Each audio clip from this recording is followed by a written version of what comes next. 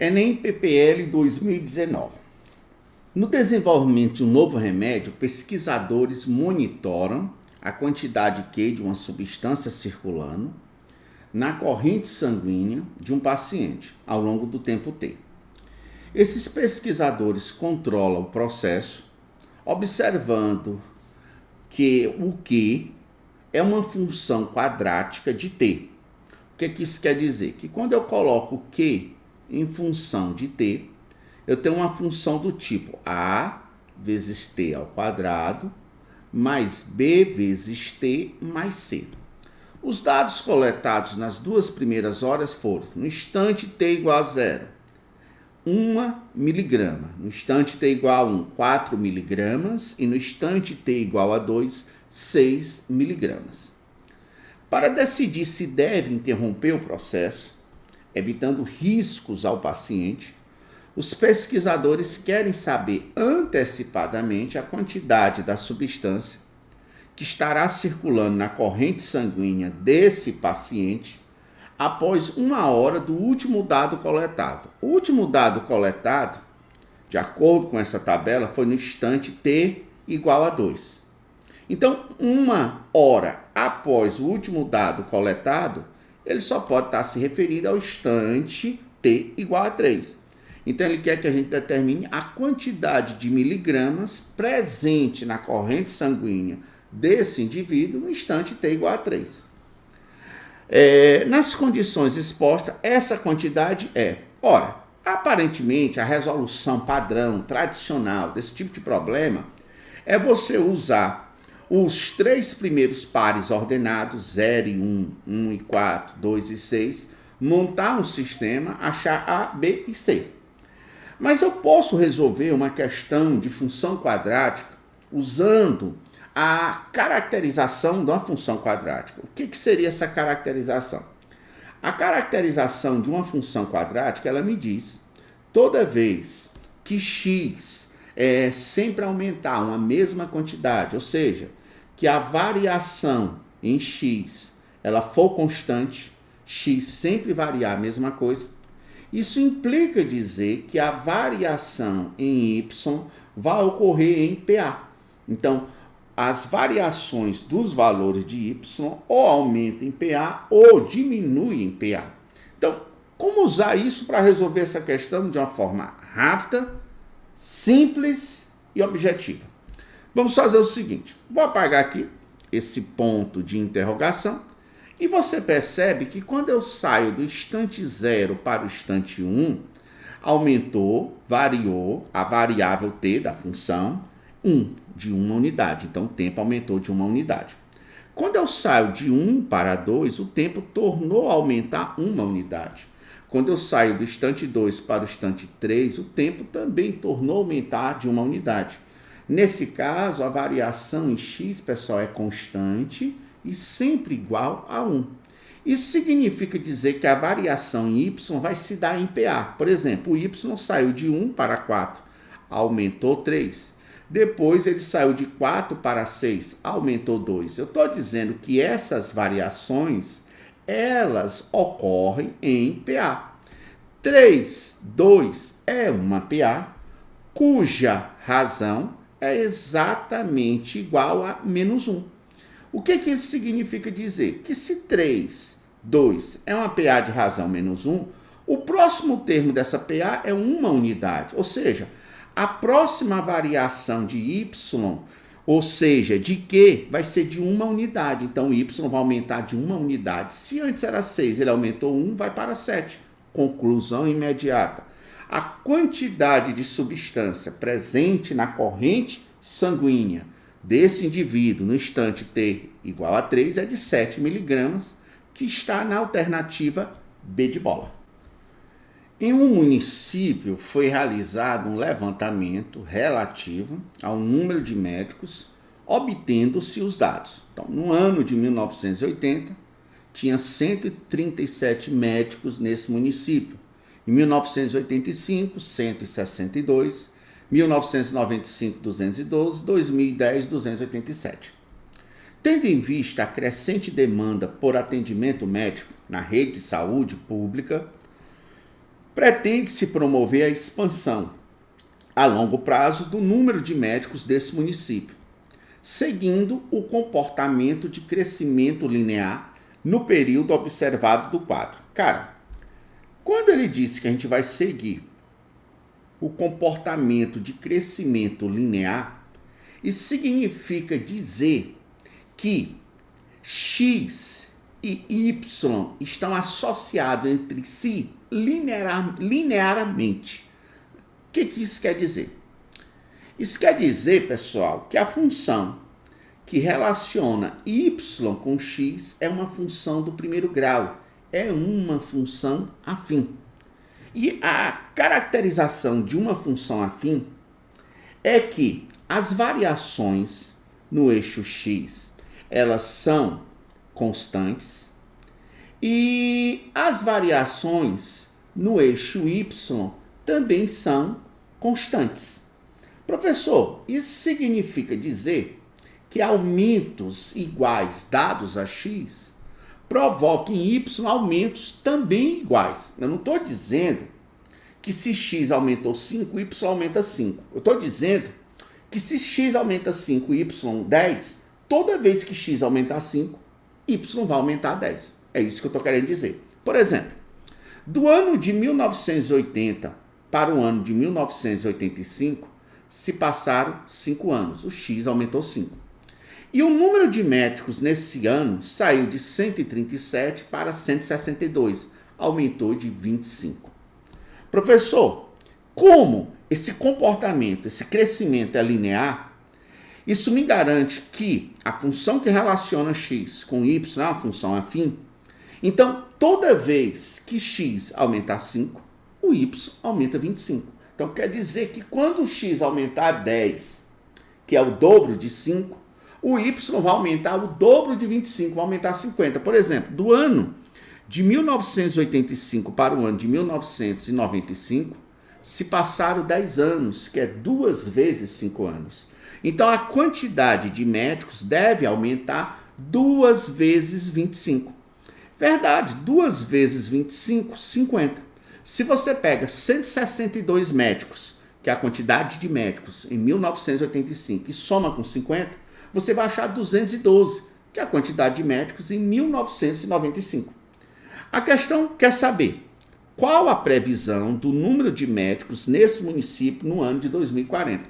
Então, no ano de 2040, quantos médicos esse município vai ter? Esse problema é resolvido da seguinte forma. De 2010 para 2040, se passaram 30 anos. Se passaram 5 anos, 6 vezes. Então, o número de médicos vai aumentar de 25 também 6 vezes.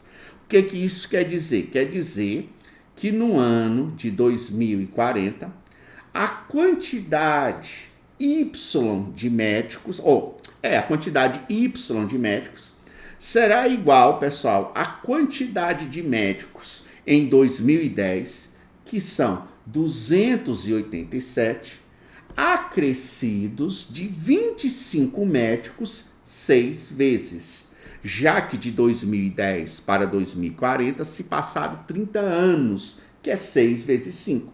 Se a quantidade de anos aumentou 5 anos 6 vezes, a quantidade de médicos aumenta 25 também 6 vezes, tendo em vista que a cada 5 anos que se passa, o número de médicos aumenta 25.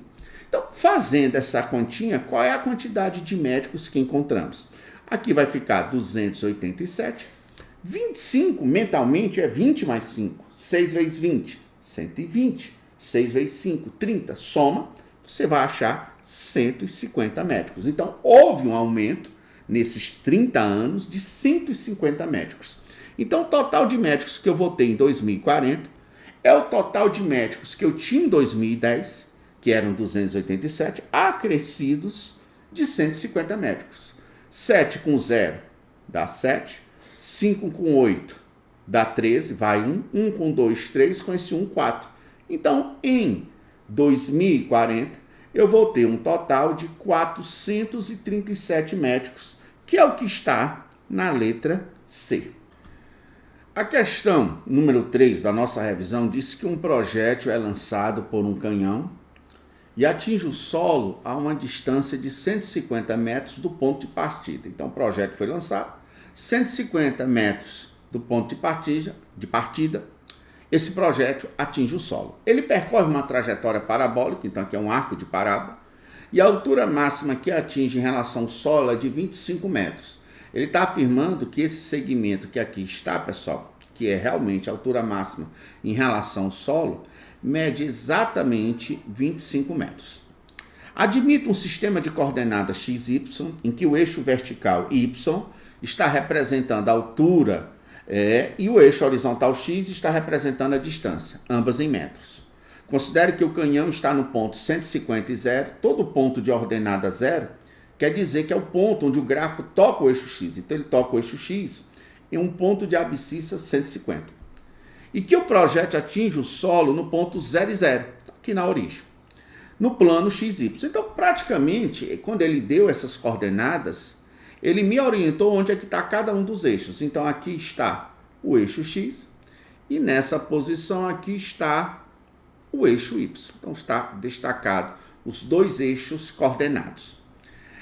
A equação da parábola que representa a trajetória descrita pelo projétil essa parábola, é óbvio que a função que representa ela é uma função quadrática, uma função da forma y igual a x2 mais bx mais c. Quando você for fazer o Enem, é muito importante que você consiga determinar, sabe, outra maneira de se expressar uma função quadrática. Uma função quadrática, ela também pode ser expressa em função das raízes, que são os pontos onde os gráficos tocam o eixo x. Ele toca o eixo x aqui em 0 e toca o eixo x aqui em 150. Essa maneira de você representar uma função quadrática em função das raízes é denominada de forma fatorada. E ela é representada assim, como é representada a forma fatorada. A forma fatorada é y, que é o y da função, igual ao a. O a é o coeficiente x2, que multiplica x menos uma raiz, que multiplica x menos a outra raiz. As duas raízes eu conheço, é 0 e 150. Então a função ficou representada da forma y é igual a, que multiplica x menos 0, que multiplica x menos 150.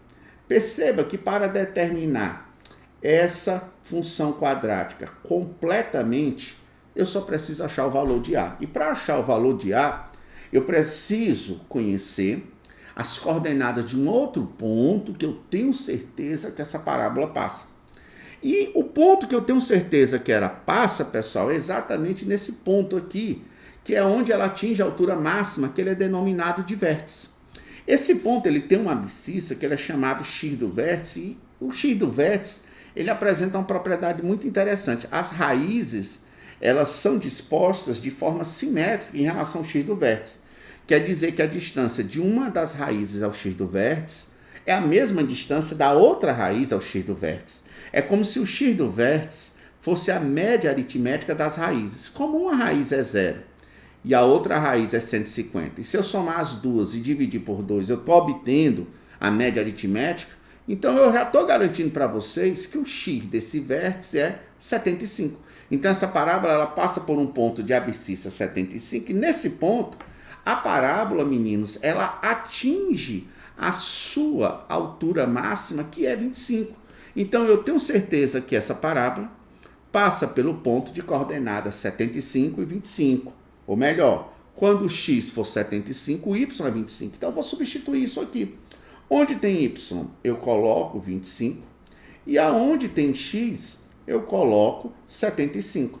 Assim eu obtive uma expressão onde o único valor desconhecido é o a, que é exatamente a única coisa que faltava para achar a equação dessa parábola. Então, como é que vai ficar a expressão? Vai ficar 25 é igual a que multiplica 75 menos 0, 75 vezes 75 menos 150, menos 75. Não tente pensar como uma calculadora, pense como um ser humano, seja inteligente.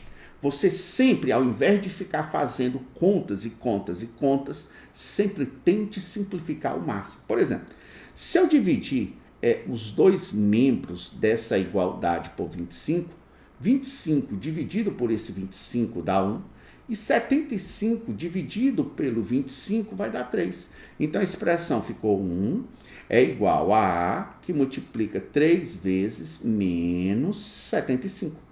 Esse 3 multiplica e passa para lá dividindo, assim eu consigo encontrar o valor do A. 3 vezes 75, meninos, aliás, 3 vezes menos 75 é igual a menos 225 vezes A.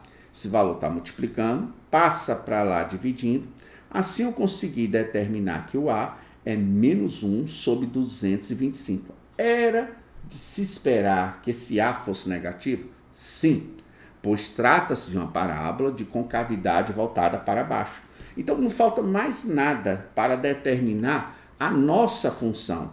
A única coisa que faltava para determinar essa função que eu estou circulando agora era o A. Substituindo o A, como é que vai ficar a função? A função vai ficar y é igual a, quem é o A? Menos 1 sobre 225, que multiplica x menos 0 dá x, que multiplica x menos 150. Esse 225 que está aqui dividindo, passa para lá multiplicando. Então vai ficar 225y igual a menos 1 vezes x, menos x, vezes x, menos x ao quadrado. Menos 1 vezes x, vezes menos 150, 150x. Então vai ficar a expressão 150x, menos x vezes x, menos x ao quadrado.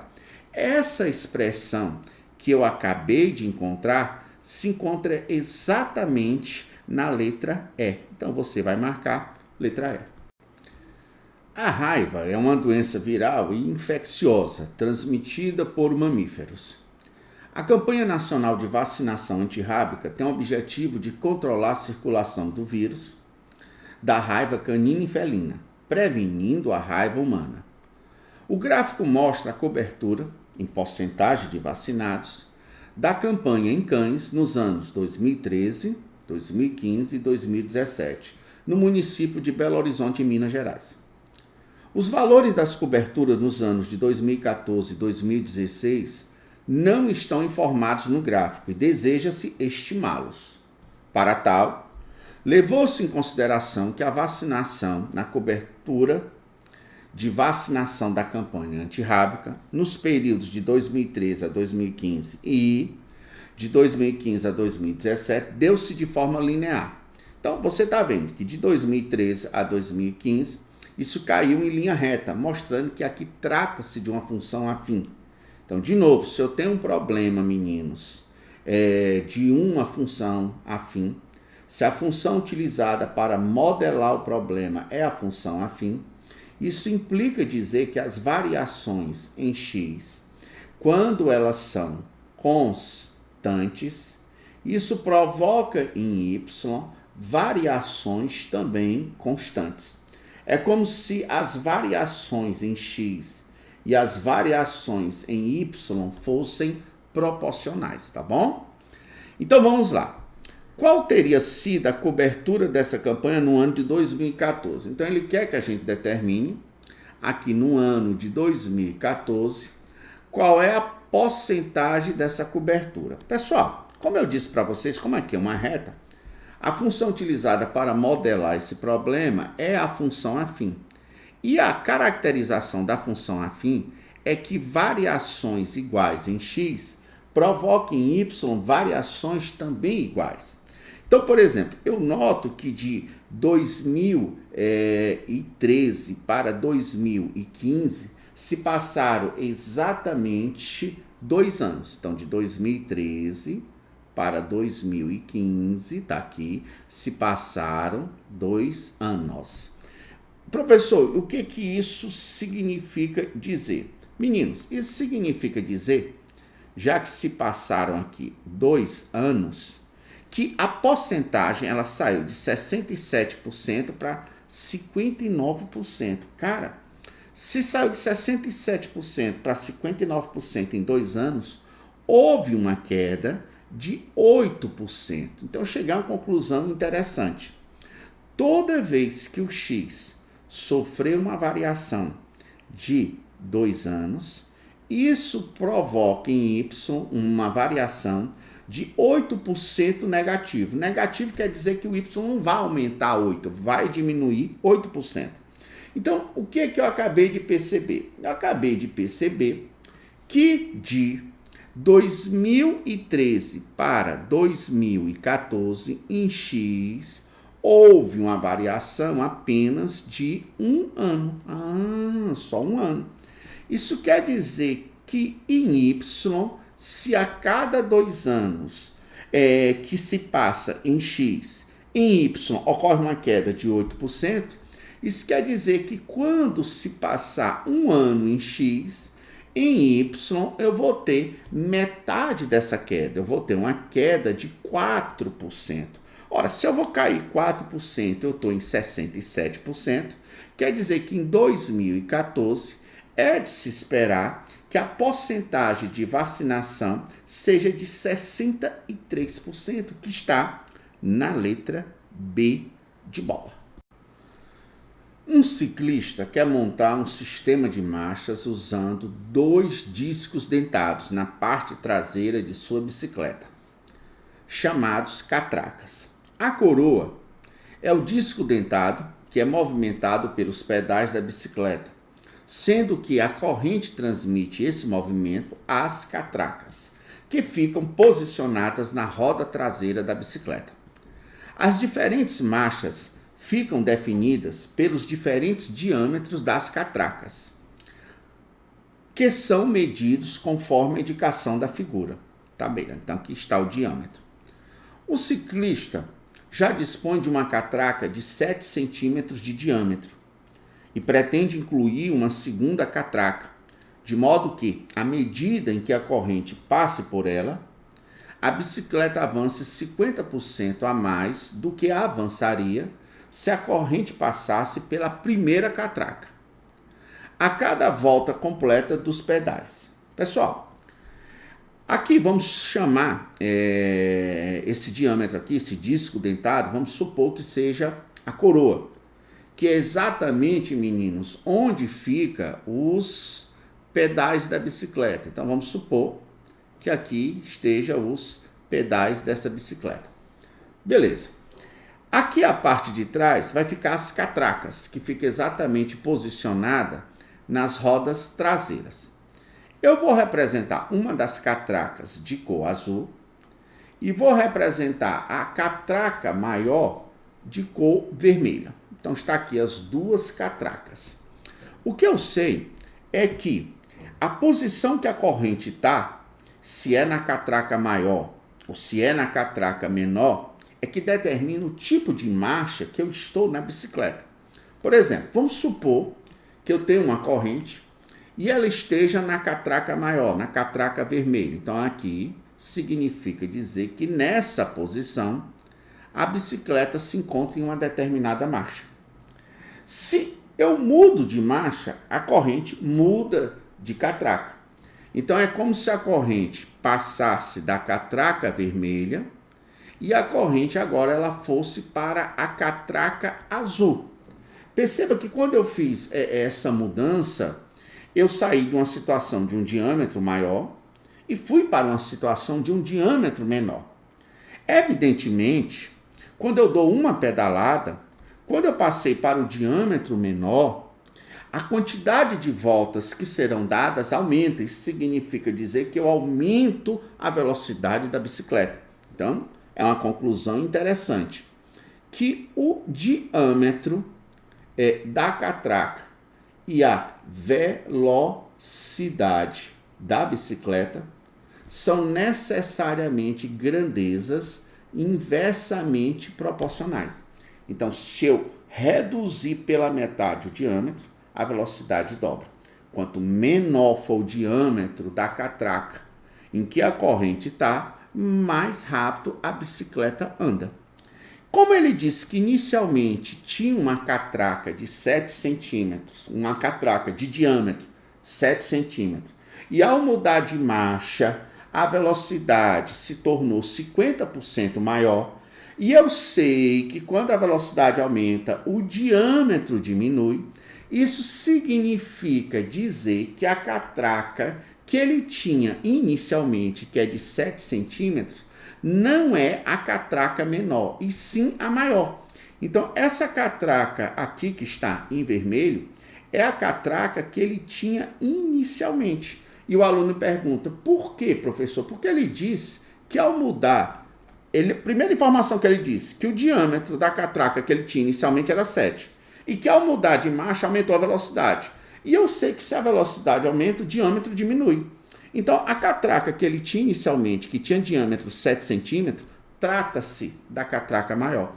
Então, essa catraca a menor, que está aqui de cor azul, o diâmetro dela eu não sei ainda. Eu vou chamar esse diâmetro aqui da catraca de cor azul de Dzinho. Tudo bem? Continuando a leitura da questão. Valor mais próximo da medida do diâmetro da segunda catraca. Eu já sei que essa segunda catraca que ele utilizou foi a menor. Em centímetros com uma casa decimal. Então ele quer saber Dzinho. Professor, se o diâmetro e a velocidade são grandezas inversamente proporcionais, isso significa dizer que o produto do diâmetro pela velocidade vai ser sempre constante. Então isso é uma característica de grandezas inversamente proporcionais, que o produto dos seus valores, meninos, é sempre constante. O que isso quer dizer? Que se eu pego o diâmetro inicial e multiplico pela velocidade inicial, esse produto tem que ser igual ao do diâmetro final vezes a velocidade final.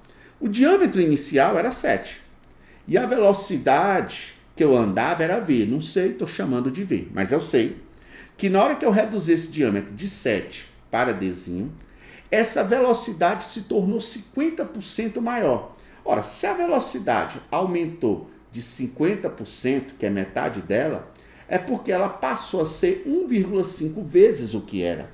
Então, a nova velocidade é 1,5 vezes a velocidade v que eu tinha inicialmente. Posso cancelar esse v com esse v. Esse 1,5 que está multiplicando, passa para cá dividindo. 7 dividido por 1,5, isso é aproximadamente igual a 4,7, que está na letra C de casa. Para contratar 3 máquinas que farão o reparo de vias rurais de um município, a prefeitura elaborou um edital que, entre outras cláusulas, previa: cada empresa interessada só pode cadastrar uma única máquina para concorrer ao edital. O total de recursos destinados para contratar o conjunto das 3 máquinas é R$ 31 mil. O valor a ser pago a cada empresa será inversamente proporcional à idade de uso da máquina cadastrada pela empresa para o presente edital. As 3 empresas vencedoras do edital cadastraram máquinas com 2, 3 e 5 anos de idade de uso. Quanto receberá a empresa que cadastrou a máquina com maior idade de uso? Então, houve 3 empresas. Uma vai receber X, a outra vai receber Y e a outra vai receber Z. O que eu tenho certeza é que quando eu somar as quantias que cada empresa receberá, essa soma tem que ser igual ao total de recursos destinados para contratar essas 3 máquinas, que foi exatamente R$ 31 mil. Eu sei que uma das empresas vai receber X, a outra empresa vai receber Y e a outra empresa vai receber Z. E que essas quantias que essas empresas receberão são inversamente proporcional às idades de uso dessas máquinas. Então, eu vou admitir que a empresa que vai receber X é a empresa que tem a máquina com 2 anos de uso. A empresa que vai receber Y é a empresa que tem a máquina com 3 anos de uso. E a empresa que vai receber a quantia Z é a empresa que tem a máquina mais velha, a máquina com 5 anos de uso, que é exatamente a quantia que eu estou interessado em identificar da empresa que cadastrou a máquina que tem uma maior idade de uso. Como essas quantias são inversamente proporcionais, isso significa dizer que o produto delas é constante. Então, posso garantir que x vezes 2 é a mesma coisa de y vezes 3, que é a mesma coisa de z vezes 5. Se o produto das três é o mesmo, tudo é igual a k, isso significa dizer que eu posso colocar a quantia que cada uma recebeu em função de k. Por exemplo, se 2x é k, x só pode ser igual a k sobre 2. Se 3y é k, y só pode ser igual a k sobre 3. Se 5z é k, z só pode ser igual a k sobre 5.